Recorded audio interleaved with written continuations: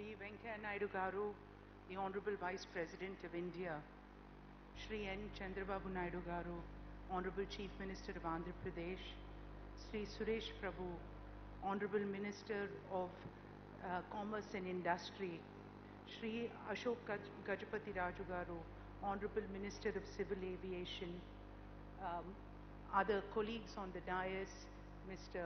Ramesh Abhishek, Mr. Gautam Madani, Mr. Chandrajit Banerjee, Excellencies, Ministers, senior officials, my colleagues of industry and CII, ladies and gentlemen.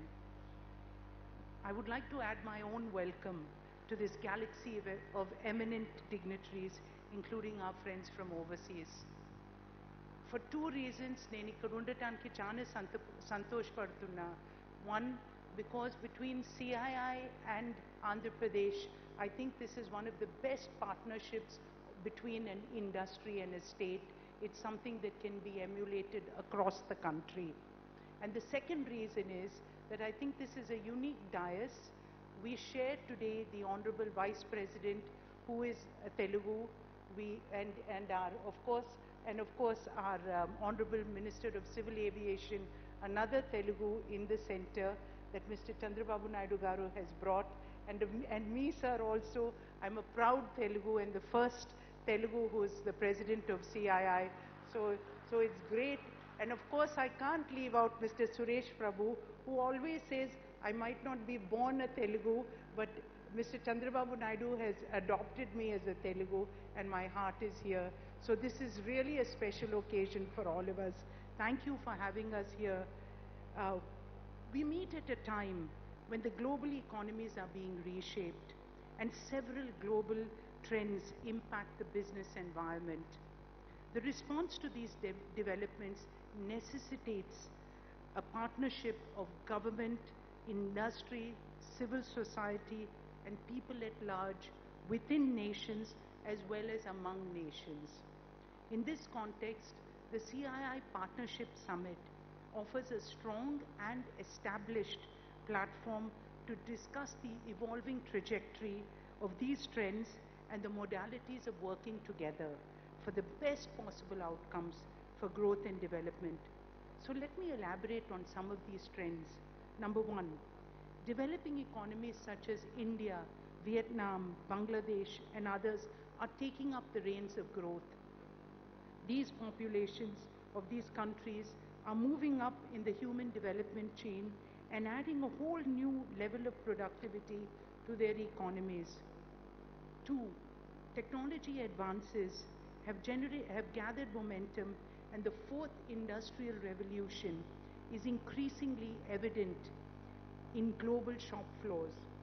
The new model of servification of manufacturing blurs the line between industry and services, and it contributes to productivity. Three, global value chains are rapidly shifting and shortening as new production centers emerge. Four, globalization is encountering diverse voices, both in favor and in opposition.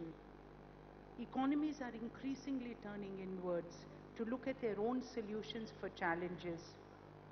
So what is India's destiny within this changing environment for global growth? From the perspective of industry, we appreciate the fact that analysts widely acknowledge India's high potential for growth and transformation. By 2025, India will emerge as a $5 trillion economy with huge positive implications for the world economy. And as India steps rapidly up the income ladder, it will create one of the world's largest markets and assume a leading position as a global manufacturer and service provider for our consumers and the world. The impressive reforms agenda of the government creates a huge positive environment for India's growth. The GST is a landmark reset of India's indirect tax regime that is already delivering key outcomes in making India a single market, lowering logistics costs, expanding the tax base, and raising revenues for growth. On the ease of doing business, the DIPP, working with state governments, has made remarkable progress in simplification, digitization, and fast-tracking of processes, with many other policies on FDI, skill development, MSME credit, and so on. A new culture of entrepreneurship is taking shape in this country. Going forward, the country envisages a transformation in the paradigm of a new India. I see India taking a leading role in the new regime of Industry 4.0, given its strong services sector, software proficiencies, and creative talent. Already many large firms have established design and R&D centers in the country in the spirit of servification. The government is creating the ecosystem of new industries in the forefront of the knowledge economy. India's 60 million small enterprises are emerging as a strong force as our young people seek to become job creators, and some of them will also be job seekers. Linking these dynamic enterprises to global value chains through better infrastructure and connectively can facilitate a new wave of growth. Today, as many countries come together at the CII Partnership Summit, we need to forge the new channels of growth such as skill development and reskilling of the future, enhancing technology use, developing access to credit, and building the right infrastructure.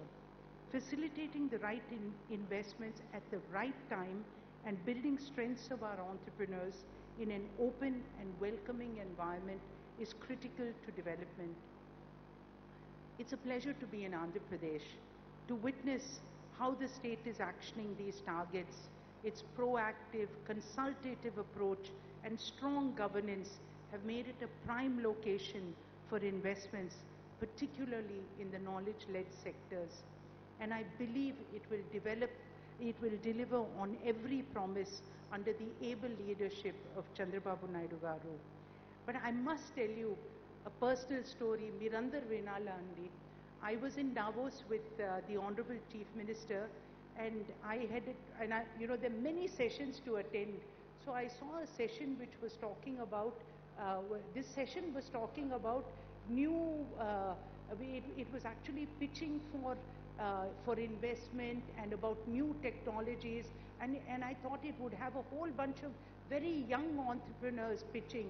And when I sat down, and suddenly when a chief minister steps up to the platform, and he's wearing a mic, and there's a PowerPoint presentation, and he was really like a tech entrepreneur, and he was pitching our state. And మన state గురించి he was showing the world.